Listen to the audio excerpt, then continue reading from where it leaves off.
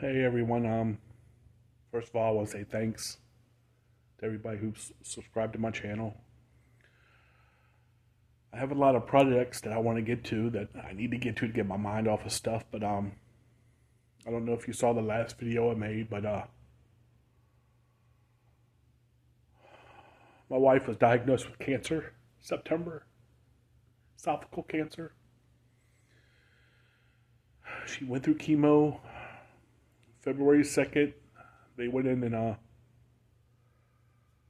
removed a lot of her esophagus and stretched her stomach up. And the next day, everything was looking good. She was sitting up, standing up. By that night, what they didn't realize that the cancer had gone into her trachea and ripped a hole in her trachea. So that just it destroyed everything inside. Um, she went through little small procedures. Then a week later, the doctor who performed the first surgery had to go back in and undo everything that he did. Um, Try to help her. Um, the next day, she was so bad, in such a critical condition, they had to move her to another hospital here in Austin. On the 13th, they put a stent in to try to help with the hole, to give it somewhat little heal, but more or less bide time for her body to heal up before her next surgery. But there was still a small hole below the where the stent was. The stent, they couldn't find a bigger stent. The hole was that big that where it ripped. She battled. Meantime, when they put her in for the stent, they had to put her on a thing called the ECMO machine, which I hated seeing that fucking machine. Excuse my language. If y'all know what that is, it sucks. Um, she battled, got her strength up, nutrition up, and everything. March 9th, they went in and took some of her pec muscle to permanently fix her trachea. Um, but sadly, the next day, they had to change the freaking ECMO machine because it clotted up, blood clots, and her heart stopped for a minute. They had to do CPR for 45 seconds. And when meantime doing that, it damaged the repair. Um,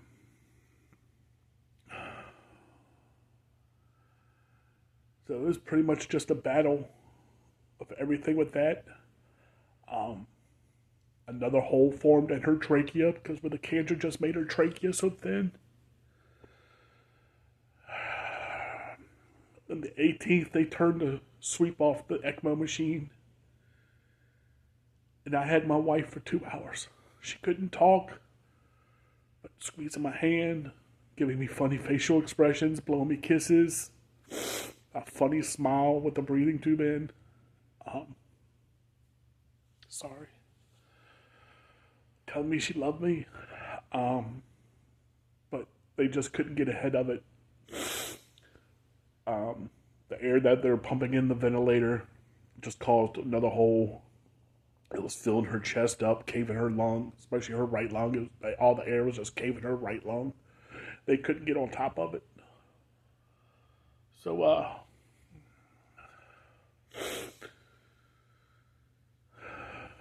the doctor came in on Friday evening and had to talk with me, that the talk that nobody needs to hear. Saturday was just a quiet day. Everybody came up and just spent some time with her. Her brother brought her nephew up. The kid did good. He's 16, but it hurt seeing his aunt laying there. Um, they told me she had another little episode where her heart stopped and they had to do a couple compressions. Um, Her heart was starting to show signs of dropping down, little episodes dropping down to like the low 30s, high 20s heartbeat, then snap out of it. Her body was starting to tell us. Sunday morning, nurse came in doing her thing. She told me, she was like, Mike, I'm going to give Amy her normal morning cocktail, which we called it. We knew the time was coming because they had to talk with me. I had the doctor call and talk to her baby brother. We knew what we had to do when it was coming. But when the nurse went to give her cocktail, she pulled back everything, and my wife was bleeding out of her feeding tube. So she was bleeding inside. So got the family up there. Everybody said their goodbyes to her. And 3:38, I watched her last heartbeat, last breath.